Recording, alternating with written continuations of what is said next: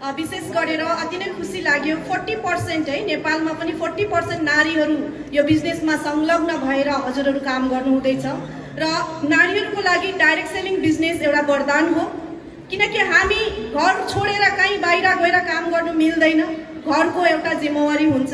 तर घरको काम सिद्धाएर हामीले 2-3 घण्टा 4 घण्टा काम गरेर आफ्नो परिवार अनि आफ्नो जिन्दगीलाई बदलाउने यो एउटा प्लेटफर्म हो अवसर हो यस सर नो सो एकदमै खुसी छु म अनि congratulation all healthy living Nepal family 4 वर्ष कम्प्लिट अनि तपाईहरुले 16 वर्षमा भएको इन्डियाको कामलाई 4 वर्षमा तपाईले प्रुभ गर्नुभयो कि यस नेपाली हामी नेपाली है सिरो उचाली हैन देश विदेशमा हामी आफ्नो पौरखलाई हैन अगाडि बढाएर चिन्हारी दिएको छौं ब्रेभरीको चिन्हारी दिएको छौं भनेदेखि मेहनतको चिन्हारी दिएको छौं अनेस्टी विश्वासको चिन्हारी दिएको छौं भने डाइरेक्ट सेलिङमा पनि तपाई हामीले चिन्हारी दिइरहेको छौं यस सर नो प्रुभ गरेको छौं कि हामी पनि गर्न सक्छौं सो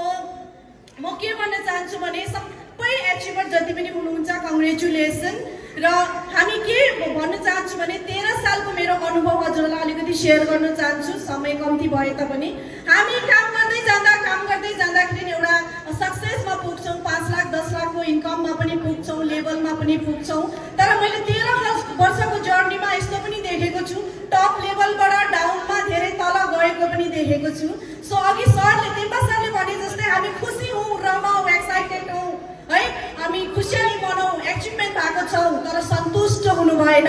हामी सटिस्फाइड हुनु भएन कहिलेकाहीँ हामी सन्तुष्ट भएर यस अब म 10 लाखमा पुगे 15 लाखमा पुगे भनेर कहिलेकाहीँ हामी बेसिक पिसी पठाउँछौं सुरुको हाम्रो काम 1 to 1 भेट्ने मान्छेलाई हाम्रो आफ्नो प्रोडक्टको बारेमा बुझाउने जोइनिङ गराउने होम मिटिङ गर्ने इभेन्ट बिल्ड गर्ने यो कामहरू कहिलेकाहीँ हामी भुलि पठाउँछौं टप लेभलमा गएर सो यो काम कहिले हामी भुल्नु भएन जति पनि एचिभर हुनुहुन्छ तपाईहरुको लागि मेरो यो मेसेज र दिदी बहिनीहरुको लागि यो मेसेज आज हाम्रो देशबाट नेपालबाट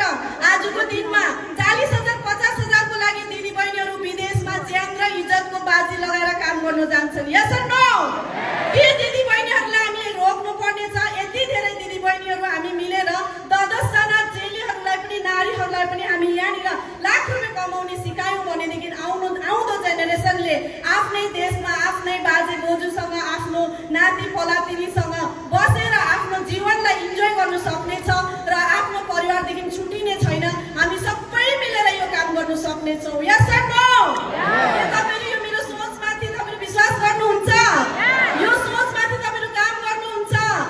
आउँदो जेनेरेसनलाई मैले एउटा भिडियो देखेको थिएँ कि त्यहाँ भनिरहेको थियो हामी नेपालमा छोराछोरी जन्माउँछौं पढाउँछौं युवा बनाउँछौं विदेश सप्लाई गर्छौं भनेर एउटा मैले लाइन सुनेको थिएँ यो विदेश सप्लाई भनेको चाहिँ क्यानाडा अस्ट्रेलिया युथहरु पठाउनुबाट हामीले यो बिजनेसबाट रोक्न सक्छौं आफ्नै देशमा रमाऊ आफ्नो बाउआमा छोराछोरी छोरी ज्वाइँ सबैजना नाता नातिनी एउटै परिवारमा बसेर हामी आफ्नो जीवनलाई एकदमै राम्रो बनाउन सक्छौं के विश्वास गर्नुहुन्छ यो बिजनेसलाई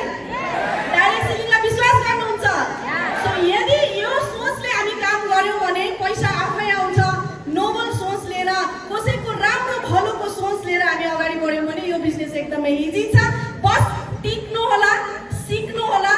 टिकेर बस्नु 4-5 साल सिक्नु लगातार नछोड्नु होला अनि छोटो छोटो सर्टकट बाटोहरु धेरै आउँछ अघि तेम्बा सरले भने जस्तो केही नहेर्नु होला कसैको पनि नहेर्नु होला आफ्नो जे छ त्यो माथि अडिग रहेर जबसम्म आफ्नो सपना पूरा हुँदैन लगातार काम गरिरहनु होला हुन्छ सो अलिकति धेरै भने माफी चाहन्छु म्यानेजमेन्ट